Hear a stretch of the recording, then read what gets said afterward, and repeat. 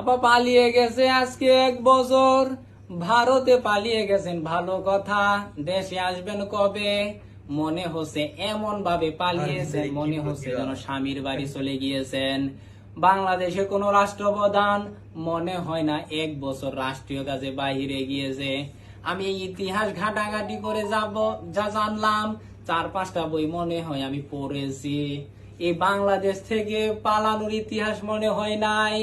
BCS MP3 5 number addition 10 number অধ্যায় 556 number পৃষ্ঠার 7 number লাইনের শেষের অংশে আসে বাংলাদেশে পালিয়েছিল 2 জন। একজন হচ্ছে লক্ষণ সেন 1204 খ্রিস্টাব্দে, আরেকজন আপনি 2024 সালে। মনে করছেন হুজুর কিছু জানে না? হুজুর ভার্সিটি টাটকা মাল। আপনার এই পালিয়ে যাওয়া উপলক্ষে 21শে হলে মিষ্টি খাওয়ানো হবে আগামীকাল 12টায়। আপনারা সকলেই আসবেন।